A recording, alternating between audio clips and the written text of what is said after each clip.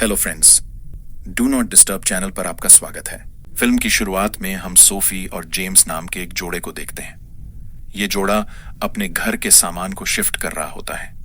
James की आर्थिक स्थिति ज्यादा अच्छी नहीं है, इसलिए दोनों को मिलकर सारा घर का काम करना पड़ता है। जेम्स के पिता इस शहर के बहुत बड़े बिजनेसमैन हैं, लेकिन किसी कारणवश जेम्स अपने पिता के साथ नहीं रहता और सोफी के साथ रहना पसंद करता है। दोनों अपनी शादीशुदा जिंदगी में काफी खुश हैं, लेकिन एक दिन जेम्स को पता चलता है कि उसके पिता की मौत हो चुकी है। इसलिए उसके पिता ने जो भी संपत्ति थी उसे अपने बेटे यानी जेम्स के नाम कर दी है। अब जेम्स को अपने पिता का सारा बिजनेस संभालना होगा। दोनों अपनी पुरानी जिंदगी छोड़कर एक नई जिंदगी की तरफ बढ़ जाते हैं, लेकिन नई जिंदगी में जाने के बाद सोफी को कुछ भी अच्छा नहीं लगता, क्योंकि उसे सामान्य जिंदगी जीना पसंद है और साथ ही उसे घर का सारा काम खुद करना अच्छा लगता है। इसी वजह से वह घर के सारे नौकरों को पहले ही दिन नौकरी से निकाल देती है। जब जेम्स को इस बारे में पता चलता है तो वह आकर सोफी को समझाने लगता है कि तुम्हें ऐसा नहीं करना चाहिए था, क्योंकि यह बहुत बड़ा घर है और तुम अकेले इस घर का सारा काम नहीं संभाल पाओगी, इसलिए हमें इस घर में नौकरों की जरूरत है। लेकिन सोफी उसकी बात नहीं सुनती और कहती है कि पहले भी हम सारा काम खुद ही किया करते थे, इसलिए हमें किसी की जरूरत नहीं है, हम खुद ही यह घर का काम कर लेंगे। लेकिन जेम्स अपने पिता के बिजनेस में इतना व्यस्त हो जाता है कि वह सोफी को समय नहीं दे पाता। दूसरी ओर सोफी भी अकेले घर का काम नहीं संभाल पाती, इसलिए जेम्स इस समस्या का हल खुद ही निकालता है। जब वह इसे अपने एक दोस्त के साथ साझा करता है तो उसका दोस्त उसे बताता है कि मेरे पास तुम्हारी इस समस्या का समाधान है। दरअसल मेरे पिता एक रोबोटिक कंपनी में काम करते हैं, जिसका मालिक कुछ ऐसे रोबोट बनाता है जो दिखने में बिल्कुल इंसानों की तरह हैं। अब जेम्स सोफी को लेकर उस कंपनी में पहुंचता है, लेकिन सोफी इन रोबोट्स को देखकर हैरान हो जाती है, क्योंकि ये दिखने में बिल्कुल इंसानों की तरह लगते हैं। दोनों वहां अकेले जाकर चर्चा करने लगते हैं कि क्या ये रोबोट भविष्य में उनके लिए खतरा बन सकते हैं। लेकिन कंपनी का मालिक उन्हें भरोसा दिलाता है कि इन रोबोट्स से उन्हें कोई खतरा नहीं है। इन रोबोट्स से कराया गया काम बिल्कुल वैसा ही होता है जैसा इंसान करते हैं। जेम्स को यकीन दिलाने के लिए कंपनी का मालिक हेनरी नाम के एक आदमी से जेम्स के जूते चाटने के लिए कहता है। हेनरी जैसा उसे कहा गया वैसा ही करता है। यह देख जेम्स और सोफी को उस पर विश्वास हो जाता है, इसीलिए वे हेनरी को अपने घर ले आते हैं। घर लाने के बाद हेनरी सारे घरेलू काम बहुत अच्छे से करने लगता है, जिससे सोफी और जेम्स को काफी मदद मिलती है। हेनरी उन सभी घरेलू कामों को आसानी से कर लेता है जिन्हें दूसरे नौकर भी मिलकर नहीं कर पाते थे। दूसरी ओर जब जेम्स उससे बात करने की कोशिश करता है तो वह भी उसे उसी तरह जवाब देता है जैसे कोई इंसान देता। जेम्स अपना ज्यादातर समय उसके साथ बिताने लगता है, क्योंकि वह उसकी बातें अच्छी तरह समझ सकता है। इस वजह से जेम्स उसे बहुत पसंद करने लगता है। हालांकि शुरुआत में सोफी उसे पसंद नहीं करती थी, लेकिन धीरे धीरे उसका काम देखकर वह भी उसे पसंद करने लगती है। हेनरी को देखकर वह बहुत प्रभावित हो जाती है। जब भी जेम्स ऑफिस जाता है वह बाकी का समय हेनरी के साथ बिताती है, और हेनरी भी उसकी जरूरतों का ख्याल बहुत अच्छे से रखता है, क्योंकि उसे इसी तरह से प्रोग्राम किया गया था कि यदि उसका मालिक खुश है तो उसे एक आदर्श रोबोट माना जा सकता है।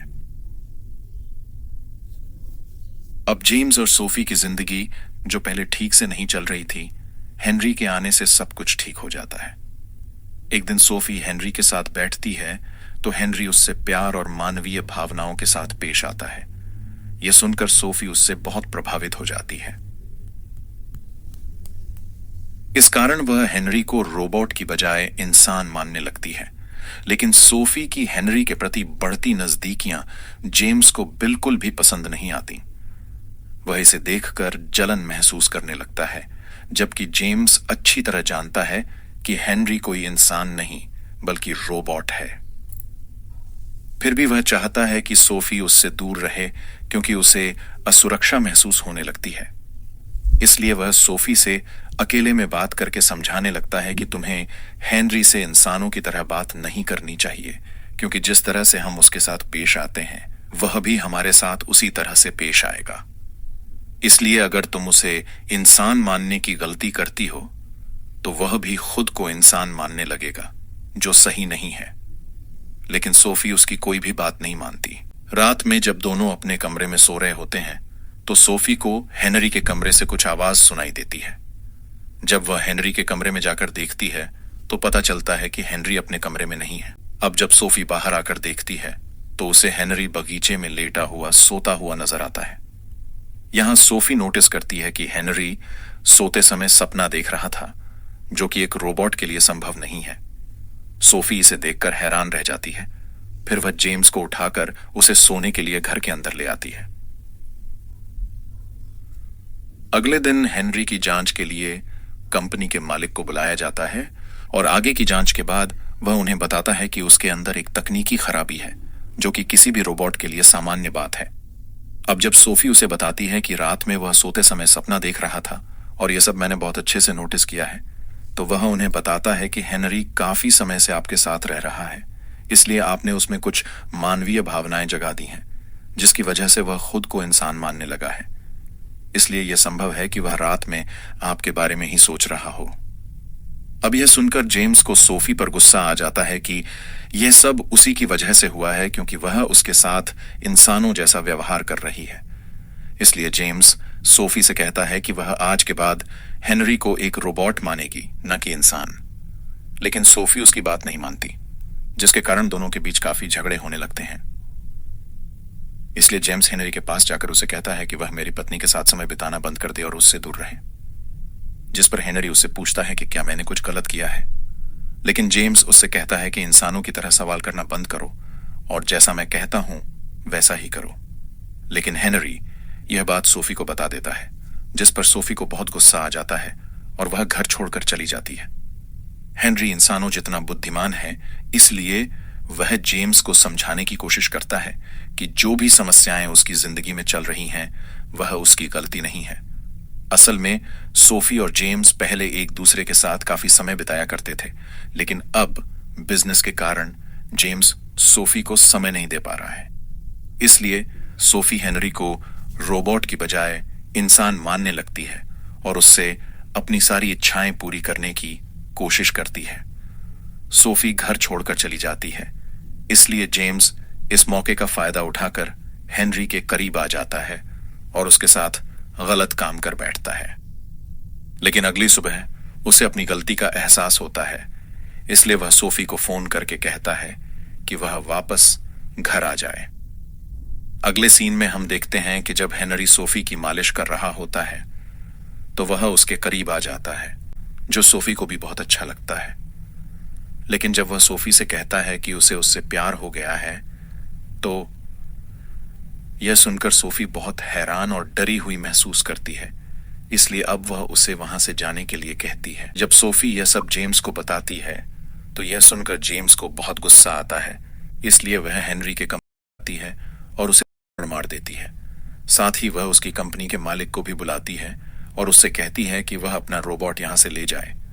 लेकिन हेनरी यहां से जाना नहीं चाहता था, इसलिए वह सोफी से माफी मांगने लगता है। वह सोफी से कहता है, मैंने जो कुछ भी कहा उसके लिए माफी चाहता हूं, लेकिन किसी तरह तुम मुझे यहां से जाने से रोक लो। हेनरी सोफी को यह भी बताता है कि जब वह घर में नहीं थी तब जेम्स ने उसके साथ क्या किया। यह सुनकर दोनों पति पत्नी को अपनी गलती का एहसास होता है कि वे दोनों ही हेनरी की ओर आकर्षित हो गए थे। अब वे अपनी गलती सुधारना चाहते हैं और इस रोबोट से छुटकारा पाना चाहते हैं। वे पहले की तरह सामान्य जीवन जीने का फैसला करते हैं। अब कंपनी का मालिक हेनरी को लेने के लिए आता है, लेकिन पहले की तरह हेनरी कंपनी के मालिक की कोई बात नहीं मानता और यहीं पर हमें एक बड़ा सच पता चलता है कि हेनरी कोई रोबोट नहीं बल्कि एक इंसान है। कंपनी का मालिक हमेशा कुछ ऐसे रोबोट बनाना चाहता था जो इंसानों से बेहतर हों, लेकिन वह अपने मिशन में सफल नहीं हो पा रहा था।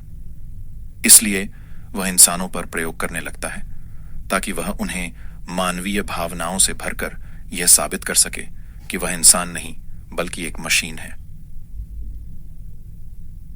लेकिन जब हेनरी का सामना सोफी से होता है तो उसके अंदर की मानवीय भावनाएं जाग जाती हैं, क्योंकि वह एक इंसान था। इसलिए वह यह सारी बातें सोफी और जेम्स को बताता है, जिसे सुनकर वे दोनों हैरान रह जाते हैं। वे कंपनी के मालिक पर बहुत गुस्सा हो जाते हैं, इसलिए वे अब पुलिस के पास जाकर उन्हें पूरी सच्चाई बताते हैं कि कैसे कंपनी के मालिक ने लोगों की जिंदगी बर्बाद कर दी है। पुलिस जेम्स और सोफी के साथ कंपनी के मालिक को गिरफ्तार करने के लिए जाती है, लेकिन वह पुलिस पर हमला कर देता है। इसके बाद वह सोफी और जेम्स के सामने अपना जुर्म कबूलने वाला था, तभी हेनरी उस पर हमला कर देता है और उस पर चाकू से वार करता है, जिससे उसकी मौत हो जाती है। इसके बाद हेनरी खुद को चाकू मार लेता है, जिससे उसकी भी मौत हो जाती है। हेनरी की वफादारी देखकर सोफी और जेम्स उसकी मौत से बहुत दुखी होते हैं। अब कुछ सालों बाद का एक सीन दिखाया जाता है, जहां सोफी और जेम्स का एक बेटा है, जिसका नाम उन्होंने हेनरी रखा है। वे दोनों हेनरी को भूलना नहीं चाहते थे, इसलिए उन्होंने अपने बेटे का नाम हेनरी रखा, और इसी सीन के साथ फिल्म का अंत हो जाता है।